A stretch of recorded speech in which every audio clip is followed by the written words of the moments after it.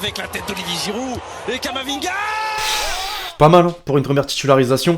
L'équipe, j'espère que vous allez bien. Aujourd'hui, nouvelle actu foot. Camavinga, on en parle ou pas? Premier but en équipe de France à 17 ans le 7 octobre 2020. La suite, c'est quoi?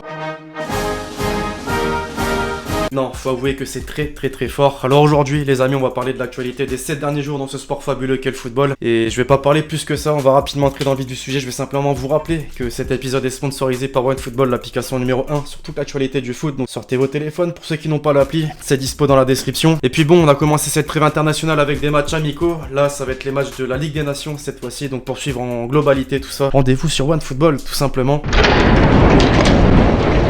Bon, les amis, vous le savez, dans la vie, il n'y a pas que le foot, il y a aussi, à votre avis, la Ligue 1, Julien Cazard, tu connais. Avant de parler des Bleus, un petit retour sur l'Olympico de ce week-end. Un match qui a fait parler surtout pour ses deux prestations tout simplement désastreuses, qu'on se le dise. L'OM avait bien débuté en ouvrant le score avec un but de Payet. Dans la foulée, expulsion du Marseillais qui a d'ailleurs écopé de 3 matchs de suspension dont 2 fermes. Et Lyon, par la suite, a égalisé, devait même remporter ce match. Mais bon, ces deux équipes complètement dans la sauce actuellement en championnat. Marseillais et Lyonnais, vous sentez comment la suite? En attendant, et pour ceux qui ne sont pas au courant, Alvaro et Neymar n'ont pas été sanctionnés, voilà, par la LFP concernant les soi-disant, je dis bien soi-disant puisque si tu sanctionnes pas ce genre de choses, c'est qu'il n'y a rien eu. Propos racistes Alvaro et propos homophobes Neymar envers Sakai d'ailleurs, qui lui a carrément démenti. Voilà, lui il s'est dit non, je vais pas de galère, il y a rien eu. C'est juste embrouillé avec Neymar. D'ailleurs, petite vidéo qui confirme. もうこれからまたそれ以上のものがあることを期待してまた頑張っていきます。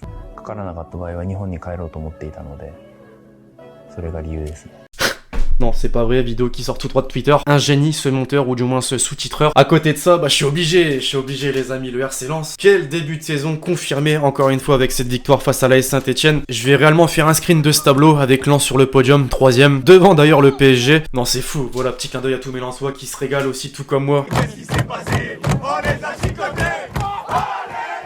En dehors de ça, des nouvelles du diffuseur en sueur, et je parle de Mediapro. Pourquoi? Bien la nouvelle est tombée cette semaine. Mediapro n'a pas versé les 172 millions d'euros de son échéance du 6 octobre pour le paiement des droits TV de la Ligue 1 et de la Ligue 2. La raison, attention, vous êtes pas prêts, le président du groupe veut tout simplement renégocier le contrat avec la LFP. Ça n'assume même plus, voilà, d'avoir pris les droits TV pour une somme faramineuse. C'est là vraiment qu'on sent le manque de professionnalisme des hautes institutions. Voilà, je suis pas sûr qu'en Angleterre il y ait ce genre de problème. Il y a qu'en France, c'est fou. Petit tour maintenant, ça vous dit, des autres championnats européens. Il s'est passé plein de choses ce week-end en Angleterre pour commencer. Manchester United confirme son mauvais début de saison après avoir mené 1-0 face à Tottenham. Énorme retournement de situation, les Spurs ont finalement emporté 6-1 avec au passage une expulsion de Martial, la première de sa carrière. Pareil pour Liverpool sur la pelouse d'Aston Villa, les Reds ont sombré avec une défaite 7-2. Lourde conséquences au classement forcément. Le dernier champion d'Angleterre 5ème, Manchester United 16ème dans la deuxième partie de tableau. On peut en parler aussi ce podium avec Leicester qui réalise un superbe début de saison avec une victoire notamment contre Manchester City. Seulement 14ème Aston Villa qui a atomisé les Reds et le Everton d'Ancelotti à la tête. Les nouvelles recrues font le travail, James Rodriguez. En Allemagne maintenant, le grand favori peine aussi, même s'il se réveille petit à petit après une défaite face à Hoffenheim, une victoire en Super Coupe d'Europe face à Séville. Les Bavarois peuvent remercier un certain Lewandowski qui a inscrit un quadruplé ce week-end face au Hertha Berlin. Le classement après ces 3 premières journées, Leipzig est à la tête. Schalke patine toujours après son changement d'entraîneur en bas de tableau. L'image du week-end nous vient d'Italie où cette fameuse rencontre entre la Juventus et Naples devait avoir lieu. Les joueurs de la Juve étaient présents, à l'inverse des joueurs du Napoli qui n'ont pas répondu présent après que plusieurs cas de Covid aient été détectés. Assez fou de la part de la Ligue italienne de ne pas avoir annulé tout simplement cette rencontre. En parallèle, l'Atalanta et l'AC Milan déroulent, les deux seules équipes à réaliser un sans faute jusque-là en Serie A. En Espagne, à présent, on peut parler des 250 buts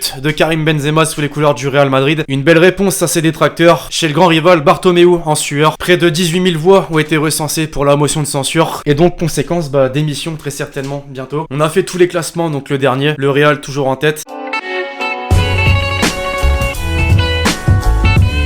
En vrai, je me demande pourquoi est-ce qu'on a fait ce match France-Ukraine. C'était vraiment utile avec 8 cas de Covid. En tout cas, un match qui aura permis aux Bleus d'engranger pas mal de confiance. Et aussi 2 records, celui de Camavinga qui a inscrit un but à l'âge de 17 ans. Le deuxième après un joueur en 1914, je sais plus son nom, vous m'en voudrez pas. Et aussi évidemment Giroud. 42 buts, il a dépassé Michel Platini dans le classement des meilleurs buteurs de l'équipe de France. Bon, un doublé contre l'Ukraine, ça aide aussi, on va pas se mentir. En dehors de ça, on peut en parler, il y a eu d'autres matchs amicaux, les retrouvailles entre d'anciens coéquipiers du Real Madrid, Ramos, Ronaldo, Pepe. L'Espagne et le Portugal d'ailleurs se sont quittés sur un score nul, vierge de 0 partout. On aura eu le droit quand même à la première sélection d'Adama Traoré.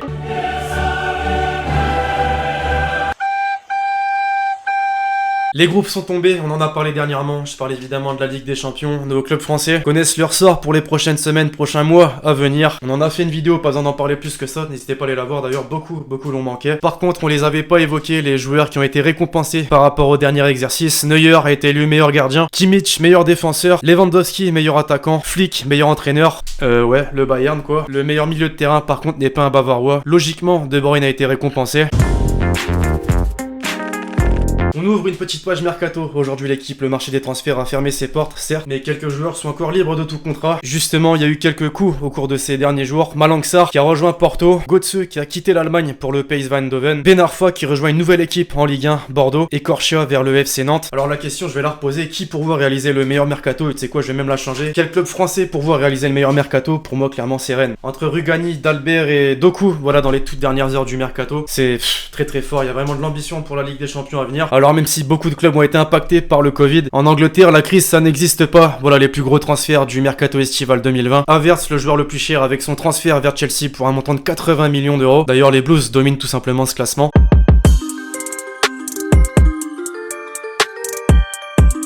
Les quelques déclats marquants de ces derniers jours, désormais les amis, on est parti, on les mentionne. Edinson Cavani, d'abord sur sa relation avec Neymar. On est très différents, on n'a pas partagé beaucoup de choses. Oui, on pense différemment, mais ça n'empêche pas d'avoir une bonne relation. D'ailleurs, tiens, le Matador est enfin sorti du silence, mais parisien, il a sorti une petite vidéo tout simplement pour vous remercier de toutes ces années passées au club. Rudy Garcia maintenant sur les critiques de Payet. Avant Marseille-Lyon l'an dernier, si ça arrive, a posteriori, passez-moi l'expression, mais le joueur n'a pas de couilles. Il faut venir dire les choses en face quand c'est le moment de le dire. Payet dans la sauce. Giroud sur Benzema, tiens. J'ai toujours eu une bonne entente avec lui, beaucoup de respect, du moins de ma part envers lui. Je trouve ça dommage tout ce qui s'est passé, mais maintenant il faut aller de l'avant. Arrêtons en vrai la comparaison. Guardiola, après son match face à Leeds, Bielsa, c'est un cadeau de l'avoir ici en Premier League. Selon moi, les entraîneurs ne devraient pas être jugés sur le nombre de trophées ou de prix que vous avez gagnés, car je me sens loin de ses connaissances en tant qu'entraîneur. Vrai, reconnaissent vrai. Rugani, qui aurait été visiblement conseillé par Buffon pour rejoindre le Stade Rennais. Il m'a dit que le Stade Rennais était une équipe très structurée tactiquement. Il m'a même dit que c'était une équipe pas très française, tant elle est bien organisée. C'est insulte pour le championnat français. Aïe. Enfin, pour conclure, dernière déclaration de Zizou, cette fois-ci sur Aouar. Il est un super joueur et peut-être qu'un jour il jouera pour le Real Madrid. Mais pour l'instant, je me concentre sur mon effectif. Affaire à suivre. Twitter, vous commencez à connaître.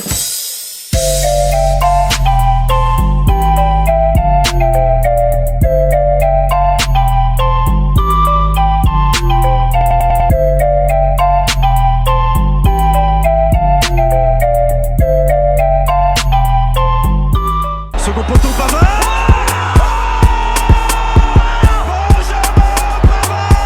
Alors hier, on a eu le droit au premier but de Camavinga en équipe de France. Ces derniers jours, on a aussi eu le droit au premier but de Alessandro Florenzi sous les couleurs du Paris Saint-Germain. Et lui aussi vraiment n'a pas fait semblant.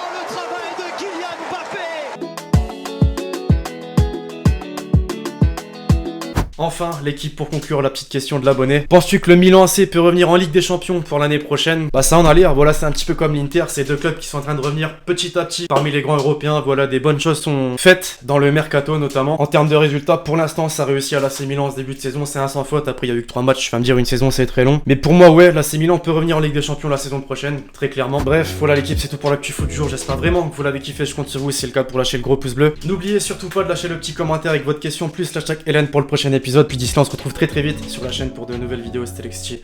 Ciao ciao.